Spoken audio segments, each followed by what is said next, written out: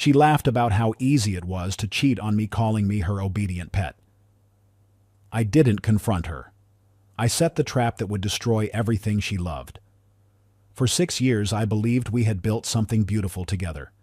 Our little house in suburban Colorado was my pride and joy, each corner renovated by my own hands. Each room filled with memories I treasured. At 34, I had everything I thought mattered: a stable career as a software engineer at Horizon Dynamics, respect from colleagues who saw me as the reliable, level-headed guy, and what I believed was a loving marriage with Emily. My wife, Emily Carter, was everything I admired: ambitious at 32, working in communications while pursuing her master's in communication management. We complemented each other perfectly, or so I thought. I was the patient listener, the supportive husband who always prioritized her feelings and needs. When she'd express frustration, I'd immediately try to fix whatever bothered her. When she needed space, I gave it freely. When she wanted attention, I dropped everything. That's what love meant to me, putting her first. Always.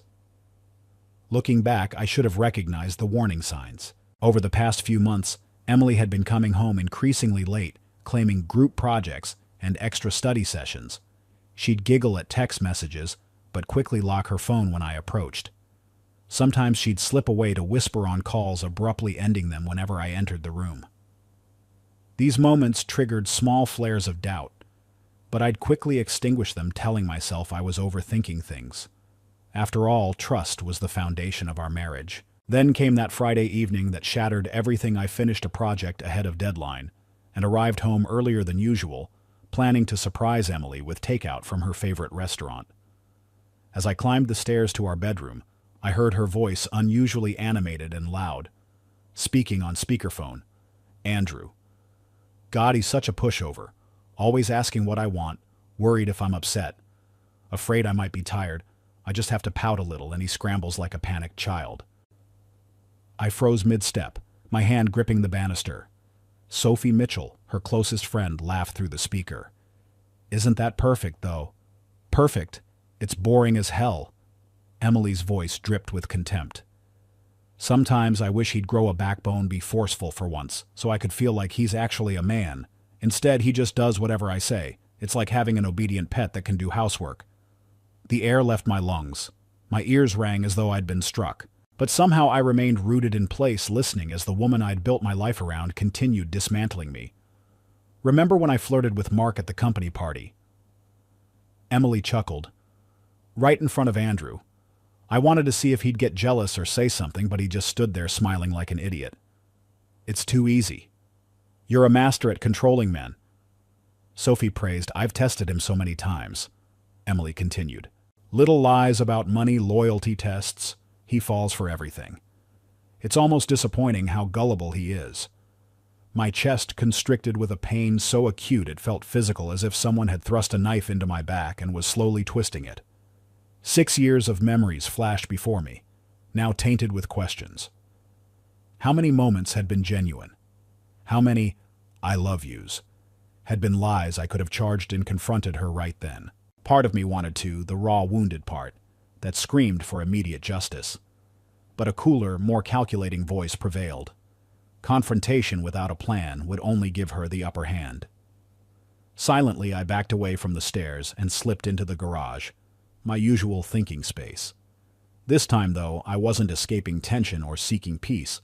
I was planning a response. I pulled an old shoebox from the shelf, one containing ticket stubs from our first concert, dried flowers from our wedding, little notes she'd written in our early days. Looking at these mementos now felt like studying artifacts from a civilization that never actually existed. Was it all an illusion? I whispered to myself, running my thumb over a photo of us laughing on our honeymoon. I took out my phone and opened the voice recorder app. A strange calm settled over me as I set a single goal. If Emily was such a talented actress, I would let her continue her performance, but this time on a stage of my design with an ending she never saw coming. The next morning, I watched Emily move about our kitchen, humming to herself as she prepared coffee. She seemed so normal, so content, a flawless performance for an audience of one. She caught me staring and smiled. That same smile I once thought was reserved just for me. "Let's go to Maples for breakfast," she suggested brightly. It's been weeks since we've had our weekend pancakes. I nodded, forcing my lips into what I hoped resembled a smile. Sure sounds good. As we sat across from each other at our favorite diner, Emily chatted about her classmates and upcoming projects. I watched her animated gestures, her perfectly timed laughs, and a single question burned in my mind. How many times had she manipulated my kindness? How many lies had she told while I trusted her completely? That weekend became the first in my covert operation. While Emily was at her study session on Sunday, I installed recording software on our home phone and synced her text messages to my laptop, a simple task for a software engineer. The breach of privacy would have horrified the old Andrew, but that man was gone, replaced by someone with nothing left to lose. My patience paid off 2 days later when Emily carelessly left her phone on the kitchen counter while showering. The message preview from Sophie flashed on the screen. Did he buy the study group excuse again? I quickly unlocked her phone. Her password was still our anniversary date. The irony not lost on me, and found their conversation. Sophie: just keep playing the sweet wife. Men like him only know how to follow orders. Emily: going to study group tonight. Patrick says he misses me. LOL. Patrick Walsh. A name I'd never heard before. A quick search revealed he was Emily's former colleague from before her master's program began. His social media showed a confident man with a wedding ring on his finger. Another detail that didn't surprise me. Pieces began falling into place. Her late nights studying coincided with the faint scent of unfamiliar cologne when she returned. The credit card statements I reviewed showed restaurant charges and hotel bills on evenings when I worked late or when she claimed to be at the library. Cash withdrawals appeared on days she said her group projects ran overtime. I needed more concrete evidence. I called Brian Foster, my closest friend since college, and now a successful attorney. Over beers in a bar far from our usual spots, I laid out everything I'd discovered. Brian's face darkened as I spoke. You need solid proof if you want to tear this facade down, he said finally. No judge will take your word against hers, especially with her likely to play victim. He recommended a private investigator, someone discreet and thorough. 2 weeks of surveillance should get you what you need. Brian assured me. While the investigation began, I implemented subtle changes at home. I stopped making Emily's morning coffee, claiming work deadlines required earlier attention. When she asked me to grab something for her, I replied calmly, "You've got hands and feet I think you can manage." The first time I said it, her eyes widened slightly. Confusion, not anger. She was recalibrating, trying to understand this new behavior. I watched her process it, determining whether to push back or adapt. She chose the latter, dismissing it as minor irritation on my part. I began staying out later, citing a new project that demanded focus. Emily grew increasingly attentive, checking my phone when I showered, attempting intimacy when I seemed distant. I maintained just enough warmth to avoid suspicion, while keeping emotional distance, a delicate balance that drained me daily. 10 days into the investigation, I received an encrypted file from the PI. Inside were dozens of photos and several video clips, Emily and Patrick Walsh meeting at an upscale bar across town. Their hands touching across the table. Them entering a hotel together. Her laughing at something he whispered in her ear. I watched the footage multiple times, my initial rage cooling into something harder, more focused. This wasn't just disrespect. It was blatant betrayal from someone who had promised to honor our vows. The woman smiling seductively in these videos was a stranger wearing my wife's face. I played the video once more, my anger no longer explosive but ice cold and crystalline. I texted Brian, "Start preparing divorce papers, but before that, I want her to pay before she loses everything." As I closed my laptop, a clarity I'd never experienced before washed over me. Emily thought she was the puppeteer and I was her obedient marionette. She had no idea the strings were about to be cut and that her entire stage was about to collapse beneath her feet, armed with undeniable evidence of Emily's infidelity. I met Brian at his office after hours to discuss next steps. The images of my wife entering that hotel with Patrick Walsh were seared into my memory. But Brian's legal mind kept us focused on strategy rather than emotion. You need to protect yourself financially before she realizes what's happening. Brian advised, spreading documents across his mahogany desk. I've seen too many clients lose everything because they confronted their spouse too early.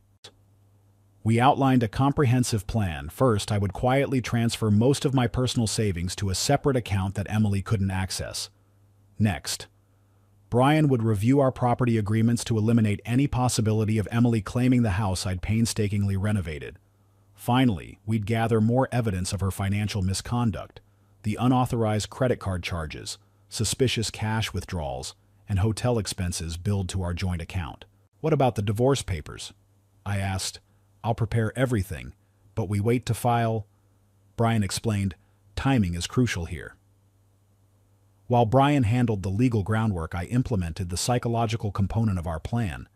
Instead of confronting Emily or growing more distant, I did something she never expected.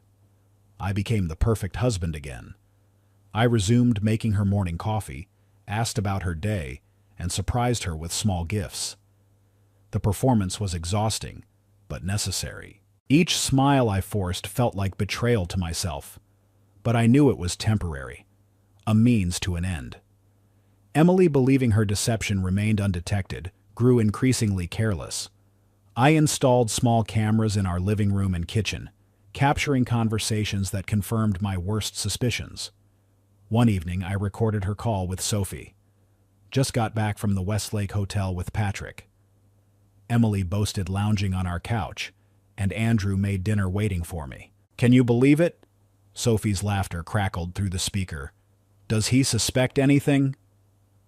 Please, Emily scoffed. Even if he found out, he'd probably just swallow his pride. That's the kind of weak man he is. Each recorded word strengthened my resolve.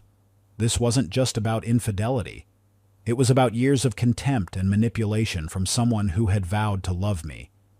Meanwhile, Brian's investigation into Patrick Walsh revealed even more ammunition. Patrick wasn't just married. He had a picture-perfect family life with his wife Laura and 2 young children. His social media portrayed him as a devoted family man, while his professional profile emphasized integrity and leadership. He's hiding this affair from everyone, Brian confirmed. His wife, his employer, everyone. That night I created an anonymous email account and composed a message to Laura Walsh. I attached 3 photos showing Patrick and Emily entering the hotel together, their intimate dinner, and them kissing in the parking lot. The message was simple. You should know what your husband is doing on weekends. The aftermath came swiftly. Within 48 hours, Patrick's carefully constructed double life began unraveling. He sent Emily a panicked text message that she left open on the kitchen counter while showering. Laura knows something. We need to stop for a while. Don't contact me. Emily's mood darkened immediately.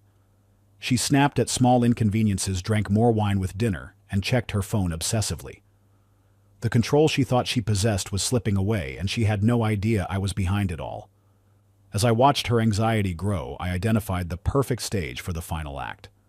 Mrs. Carter's 60th birthday celebration scheduled 2 weeks away. The event would gather Emily's entire family, close friends, and even some colleagues, everyone whose opinion mattered to her. I quietly prepared a presentation with all my evidence, photos, videos, recorded conversations, and financial records. I organized them chronologically, creating a devastating narrative of betrayal that no one could dismiss as misunderstanding. The day before, I met privately with my parents to explain what was about to happen. They deserved warning rather than being blindsided at a family event. My mother cried while my father placed a steady hand on my shoulder. Do what you need to do, son, he said simply. 2 days before Mrs. Carter's party, Emily grew increasingly agitated as Patrick maintained his silence.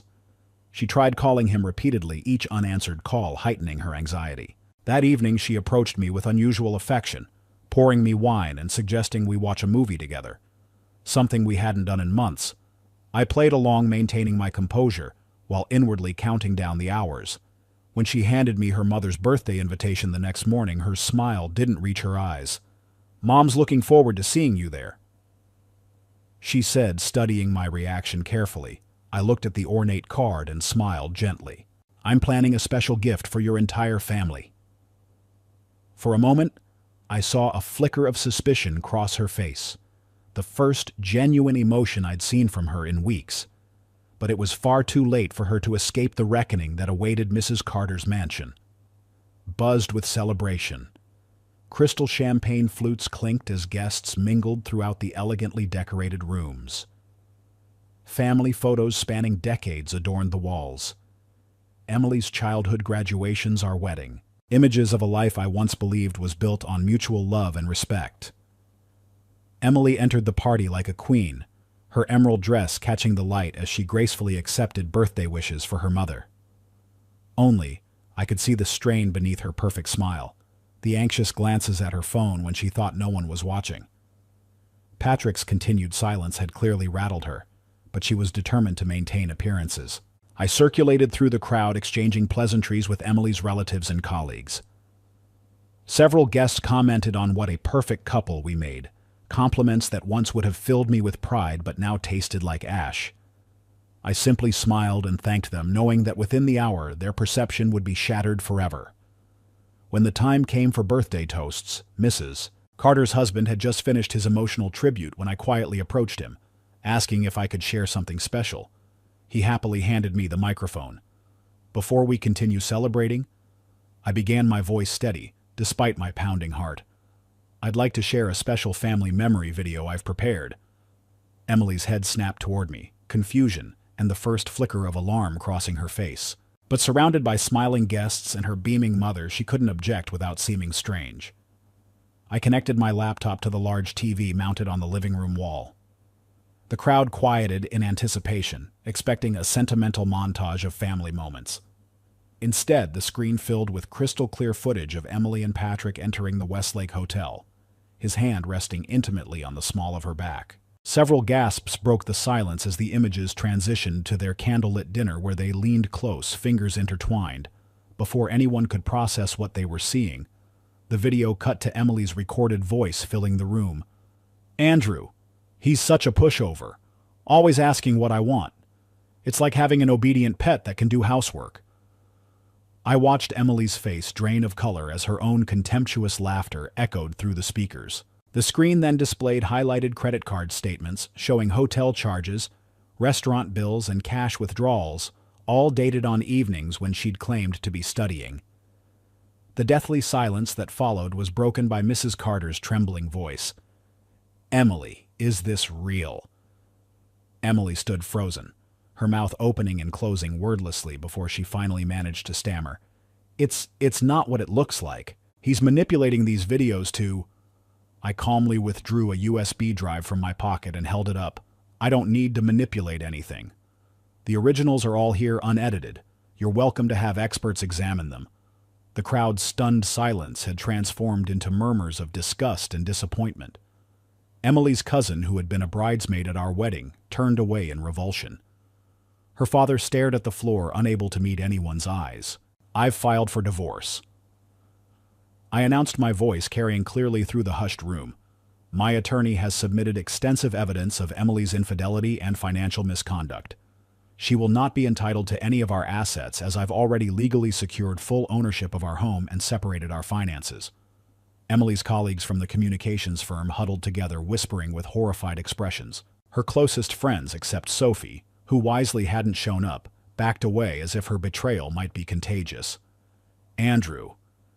Emily finally managed, her voice shrill with panic. "We need to talk about this privately." "There's nothing left to discuss," I replied loud enough for everyone to hear. "Everything was said when you thought I wasn't listening." Meanwhile, across town, Patrick Walsh was facing his own reckoning. Laura had thrown him out of their home the previous night and contacted both their family lawyer and his company's HR department. His carefully constructed reputation was collapsing just as completely as Emily's. I sent him one final email before arriving at the party. "Don't worry, you still have Emily. Oh wait, she's about to lose everything too." As the full impact of her exposure sank in, Emily pushed through the whispering crowd toward me. Mascara streaked down her cheeks as she dropped to her knees, clutching desperately at my hand. "Andrew, please don't do this." She sobbed, aware that every eye in the room was watching her downfall. "We can fix this. I made a mistake." I leaned down close to her ear and whispered, "I'm only giving you exactly what you deserve." Then I straightened, nodded politely to Mrs. Carter, whose birthday celebration I'd admittedly ruined, though she didn't seem to blame me, and walked out, leaving Emily crumpled on the floor amidst the wreckage of her social life. Driving home, my phone buzzed with a message from Brian. "It's done. Court received the papers. Your accounts are secure. She has no way to reverse this." I pulled over at a scenic overlook and stared up at the night sky. The relief washing over me wasn't happiness. It was the sweet release of finally cutting free from months of deception and years of manipulation. For the first time since overhearing that fateful conversation, I took a full breath without the crushing weight on my chest. When I finally arrived home, a figure was waiting by my front door. Emily stood there, shivering, her makeup smeared across her tear-stained face. But when she looked up, I was surprised to see not pleading in her eyes, but something harder, colder. "You think you've won," she said, her voice barely audible. "This game isn't over yet." I narrowed my eyes, realizing that even now, having lost everything, she still couldn't accept defeat gracefully. Some predators are most dangerous when cornered. In the weeks following the birthday party revelation, Emily's life unraveled with remarkable speed. Her family, once her strongest support system, refused to take her calls. Mrs. Carter had always prided herself on raising a daughter with integrity, and couldn't bear the public humiliation. Emily's father, a man of few words, simply texted, "Take some time to reflect on what you've become." My phone became a repository for Emily's emotional spiral, alternating between desperate pleas and venomous threats. "Andrew, please, you can't destroy my life like this. I made mistakes, but I still love you." Hours later. "If you don't withdraw the divorce filing, I'll make you regret it. You have no idea what I'm capable of." I saved every message without responding. Brian had advised complete communication. Black out anything I said could potentially be manipulated later. Emily's attempt at retaliation came in the form of a mediocre attorney who specialized more in advertising than actual courtroom victories. They filed a countersuit claiming I had subjected her to psychological abuse and public humiliation. The preliminary hearing lasted less than an hour. Brian methodically presented our evidence, the recordings of Emily disparaging me, the financial records showing her misuse of our joint funds, and witness statements from party attendees. The judge dismissed Emily's claims, his face betraying disgust at what he called a transparent attempt to shift blame. But the hearing revealed something even more damaging, for Emily. Brian's thorough financial investigation uncovered that she had forged my signature on multiple loan applications, using our joint status to secure funds she spent exclusively on herself and her affair. "Your Honor," Brian stated calmly, "we've obtained confirmation from First Colorado Bank that Mrs. Sullivan falsified these documents. We've submitted this evidence to the bank's fraud department as well." The bank immediately demanded full repayment of the outstanding balance money Emily simply didn't have. Her financial house of cards collapsed entirely. Meanwhile, Patrick Walsh's life was disintegrating just as completely. His company, an investment firm that marketed itself on family values and integrity, terminated his employment after Laura provided them evidence of his infidelity. The official reasons cited behavior incompatible with company values and damaging to our reputation.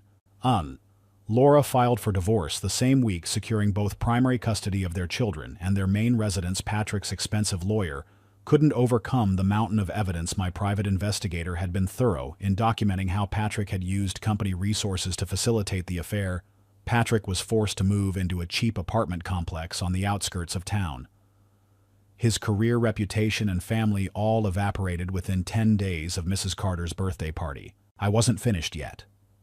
Using another anonymous email account, I sent Emily's communications firm a carefully curated selection of evidence financial fraud documents, recordings of her discussing how to manipulate clients, and screenshots of her revealing confidential company information to Patrick. The result was swift and merciless termination for gross violation of professional ethics. Her company, concerned about their own reputation, made it clear to industry connections that Emily was not to be trusted. The professional network she'd spent years cultivating vanished overnight. Sophie Mitchell, Emily's faithful accomplice wasn't spared either. I forwarded their most toxic exchanges to Sophie's boyfriend messages where they mockingly discussed techniques for controlling men and laughed about their respective partners' ignorance. "She sees you as another puppet," I wrote to him, just like Emily saw me. He ended their relationship immediately and shared the revelations with their mutual friends. Sophie's reputation collapsed within their social circle, and she was suspended from her job when her employer discovered she had shared confidential information with Emily. With no home, no job, and no support system remaining, Emily was forced to move in with a distant cousin who lived 2 hours away, the only family member who would take her in. She desperately tried reaching out to Patrick, seeking the comfort of their shared misery, but he blocked her number after sending a final text: "You ruined my life. Never contact me again." I watched this downfall from a distance, not with the satisfaction I had initially expected, but with a strange, hollow calm. This wasn't about happiness. It was about justice, about balance being restored to a world that had tilted crazily beneath my feet for too long. One evening, about a month after the divorce was finalized, I found a handwritten letter in my mailbox. Emily's distinctive, slanted handwriting covered the single page with just one sentence: "If you think you're done with me, you're wrong." I smiled slightly as I read it, knowing she still didn't understand. This wasn't an ending. It was the beginning of her long-term reckoning. The consequences of her actions would continue unfolding for years. The financial hole she'd dug, the professional bridges she'd burned, the trust she'd destroyed. While I was rebuilding my life, she would spend hers trying to escape the wreckage of her own making. Emily's desperate attempts to salvage her reputation proved as ineffective as they were predictable. She reached out to former colleagues and friends, but doors that once opened readily for her now remained firmly shut. Emails went unanswered, calls were blocked, and social invitations never materialized. In a last-ditch effort, she turned to social media, crafting lengthy posts portraying herself as the victim of emotional abuse at my hands. Her narrative painted me as a controlling husband who had fabricated evidence to destroy her out of jealousy. Andrew Sullivan systematically isolated me and then publicly humiliated me when I tried to break free. She wrote, hoping to generate sympathy from those who didn't know the full story. I hadn't anticipated this move, but Brian had. Within hours, an anonymous account posted links to audio recordings, screenshots, and bank statements, all with personal information redacted, but with enough detail to completely discredit her claims. The account included a simple message: truth doesn't require elaborate explanations. Emily deleted her posts within the day, but the damage was done. Her attempt at rewriting history only succeeded in reminding everyone why they distanced themselves from her in the first place. Brian's connections throughout the communications industry proved invaluable for the final phase of Emily's professional downfall. Without explicitly blacklisting her, which would have been legally problematic, he ensured that hiring managers throughout Colorado's media circles were aware of her history of financial fraud and ethical breaches. "It's not about revenge anymore," Brian explained over beers one evening. "It's about protecting other companies from someone with a documented history of deception." The result was as complete as it was devastating. Emily couldn't secure any position remotely related to her previous career. The woman who once commanded boardrooms and led marketing campaigns was now waiting tables at a roadside diner, having fallen entirely from the social and professional class she had once considered her birthright. My own life moved in the opposite direction. 6 months after the divorce was finalized, I received a promotion to senior project manager at Horizon Dynamics. My improved focus and renewed confidence had resulted in the successful launch of our flagship software, earning recognition throughout the industry.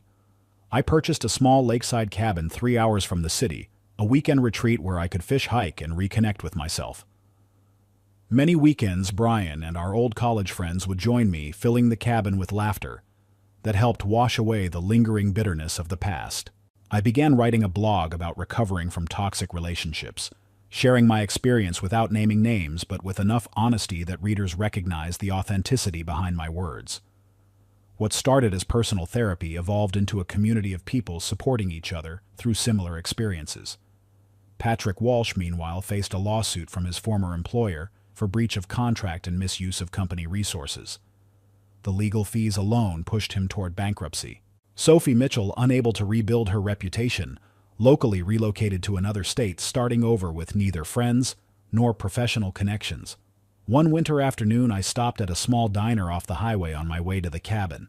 I was halfway through my coffee when I looked up to see my server Emily, looking thin and tired, in a wrinkled uniform, her once perfectly maintained hair now carelessly pulled back. Our eyes met, and for a moment neither of us spoke. Recognition dawned on her face, followed by a complex mixture of hatred and humiliation. "Are you here to mock me?" she asked, her voice flat. I paid for my meal, leaving a generous tip. "No, I just wanted to be sure you're living the life you've earned." As I stood to leave, I turned back to her. "Thank you, by the way. Because of you, I found myself again and learned what truly matters."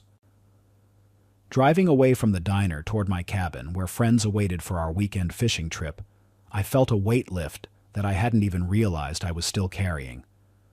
My favorite song played on the radio, and I smiled, not from satisfaction at Emily's downfall, but from the genuine peace that had finally taken root in my life. Some people believe they can forever manipulate others, treating them as pawns in their personal games. What they don't understand is that when the puppet cuts its strings, it's the puppeteer who falls into the void. As for me, I didn't just cut the strings, I burned down the entire theater.